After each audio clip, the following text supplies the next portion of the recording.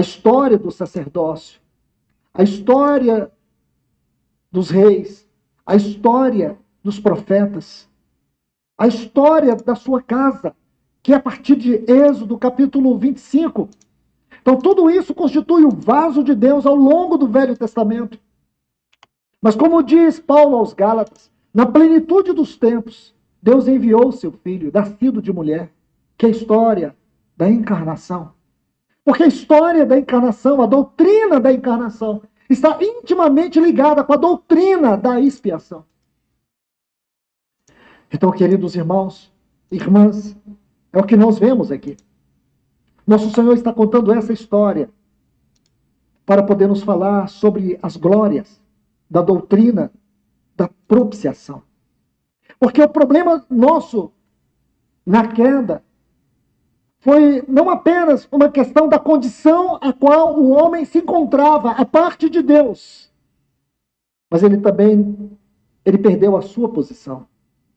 A sua condição e a sua posição precisava ser restaurada. E essas duas situações, elas são restauradas na palavra propiciação.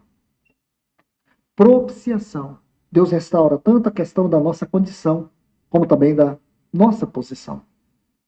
Não hoje, mas creio que numa outra oportunidade nós vamos entrar um pouco mais sobre isso. E ver, por exemplo, como teria sido se o homem não tivesse pecado. Você já pensou nisso? Nós vamos ver como teria sido se o homem não tivesse pecado. E, paralelamente a isso, nós vamos ver algo muito glorioso do ministério do Senhor. Creio que não vamos poder tocar isso hoje, mas vamos caminhar até onde o Senhor nos permitir.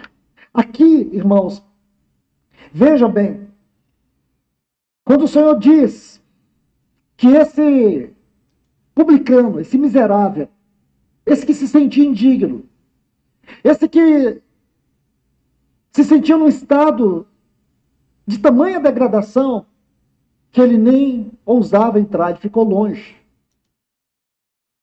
batendo no peito com a sua face voltada para baixo. E ele clamava: "Sê propício a mim, sê propício a mim." Sabe o que isto significa? Ele estava simplesmente olhando para aquele templo, que é o que nós vemos aqui no capítulo 9 da epístola aos Hebreus. Eu tenho uma forma de acompanhar aqui as pessoas que entram no canal YouTube e tenham aprendido também a verificar isso. E peço a vocês que estão no Facebook que vão para o canal YouTube. O canal YouTube é o que tem conteúdo, são 11 mil vídeos. E eu tenho o controle melhor no canal YouTube das pessoas que estão nos vendo online. E a oportunidade de falar com os senhores sem saber quem são. E pedir, implorar que compartilhem esse trabalho, que participem desse trabalho, porque esse trabalho não é para minha glória, é para a glória de Deus, é para termos uma vida eterna. Academia para treinar a vida espiritual. Não tem nada questão do mundo, é a questão do reino. Mas o objetivo nosso aqui é você que está me ouvindo parar, refletir sobre a vida, para sair desse deadline, dessa linha natural, para almejar a vida em Cristo, que é a sobrenatural. E eu não estou falando por mim, eu estou falando o que o Espírito Santo me encarrega de falar, assim como esses preletores todos. E isso não é religião, eu não sou religioso, é vida espiritual, é o que está escrito na Bíblia. Só que eu estudo a Bíblia há 20 anos e ainda acho que eu sou um boboca de conhecimento da Bíblia. Cada vez eu vejo que eu sei menos. Não é eu, não é intelecto, não é cultura, não é coisa do mundo, é a Espírito Santo agindo em nós. É vida espiritual, a academia treina a vida espiritual.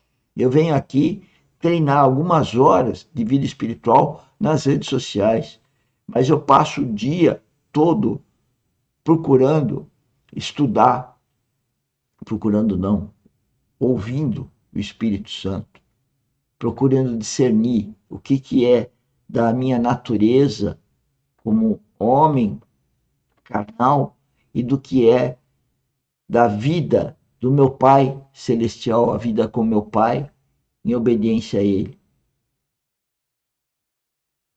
Ouçam, Jesus Cristo falou, e eu estou repetindo. Quem tem ouvidos, ouça o Espírito, ouça o Espírito.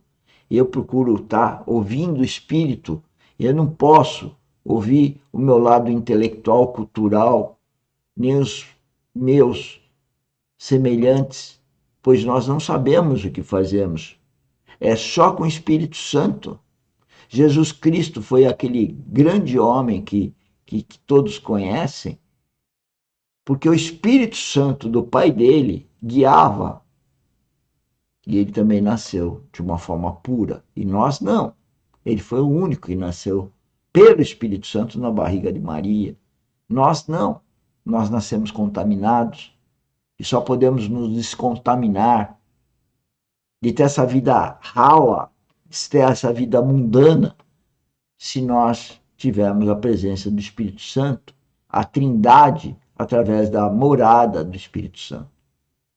Procurem ouvir. O Espírito Santo não sou eu, não é o som que sai aqui, mas é o Espírito Santo falando no teu coração. E para você vir fazer parte desse projeto, para a gente salvar pessoas, para a glória de Deus. Vamos continuar ouvindo o preletor. Hebreus, e o que ele queria era um dia poder entrar ali dentro e se sentir digno de oferecer um culto como todos os que faziam. Mas não. Esse é o lado lindo do que Jesus está nos contando, porque ele ficou fora, se debatendo. E a oração dele gerava em torno dessa frase: "Sei propício a mim. Ser propício a mim." Então aqui, irmãos, vamos entender mais um pouco.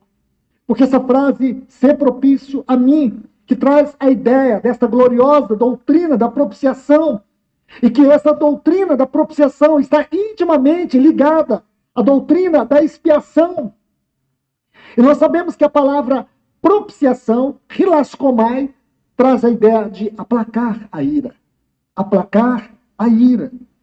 Então, irmãos, aí vem uma pergunta simples dentro disso, dentro desse contexto que nós precisamos fazer. Por que a propiciação foi necessária? Está óbvio. O que eu disse até aqui já deixa claro.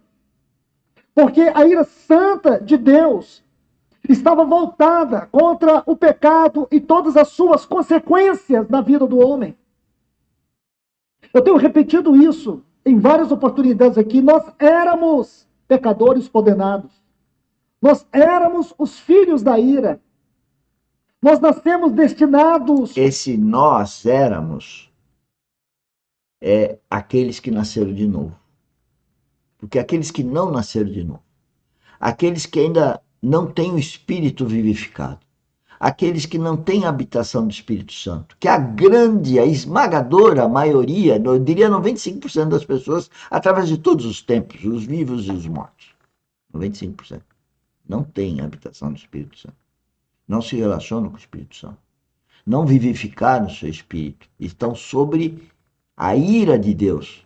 Se eu entendo aí que ele está querendo dizer, e vou falar com as minhas palavras, quando essa pessoa diz, ó Deus, ser propício a mim, significa, me permita que eu lhe agrade, que eu lhe realize como meu Pai Celestial.